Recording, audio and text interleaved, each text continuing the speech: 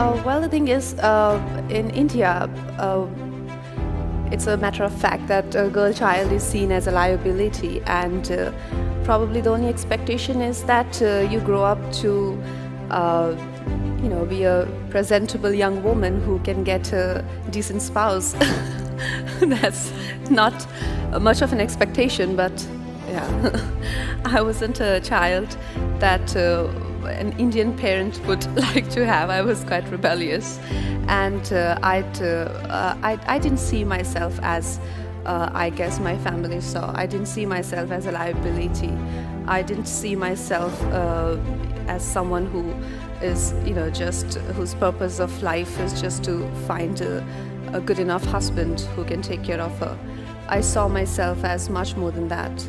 I think I was quite confident of myself, and I had a mind of my own. I liked the fact that my father had a lot of expectations from my brother, and I probably wanted to be that person who he could be proud of, and who could, who could be her own hero. So, yeah, that led to many incidences, including my running away from my house, I guess.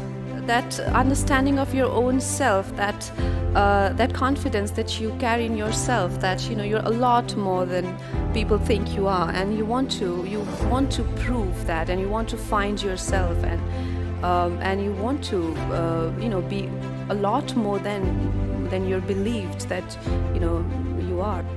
I've struggled for 10 years. Yeah, that's quite long.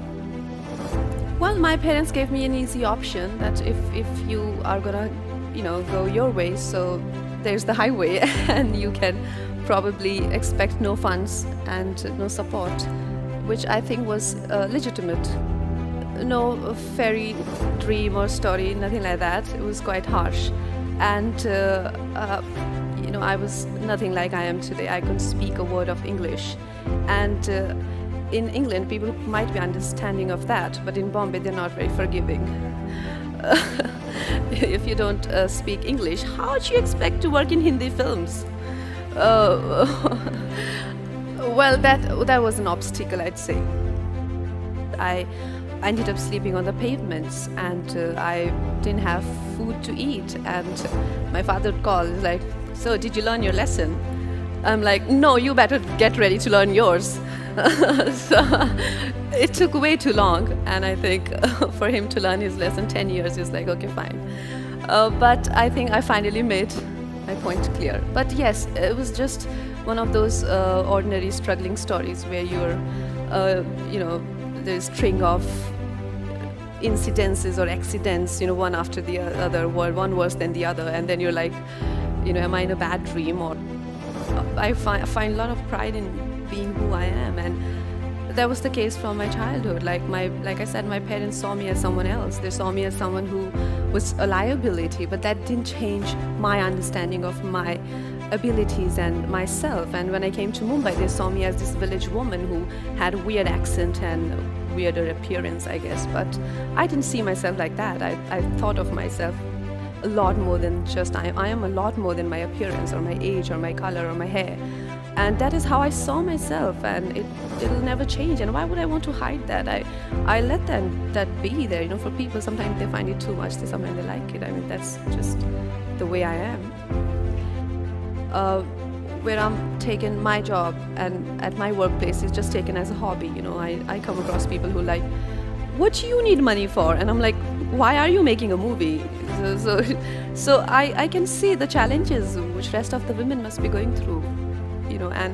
And I know of my friends who are married, and every time they get married, their husband's job is the priority.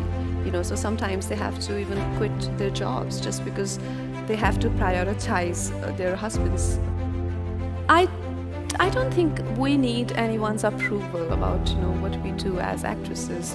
I feel it's a lot more important for women to accept themselves as opposed to others accepting them. You can't be hoping to get others' approval on what you do. When I work in a film, I'm not seeking anyone's approval, so because they always start as And I'm like, yeah, it's good, right? They're like, yeah, it is good. So you got to be confident of who you are, and you can't really always, because others' opinion of you will always shift. Their perspective will keep changing. Like I said, when I started out, they dismissed me like a nobody. And today I am who I am because my understanding of myself never changed. So as women, we don't have to hope that we get our due. We need to get up and get it ourselves. Who inspires me? I think the idea of love.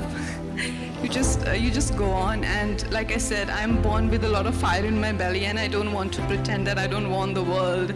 I am this sacrificing woman. I just want love. No, I want everything, and I want to do better than my lover. I want to outdo my father. I want to make more money than my husband. And if that scares you and make you run away, then fuck you.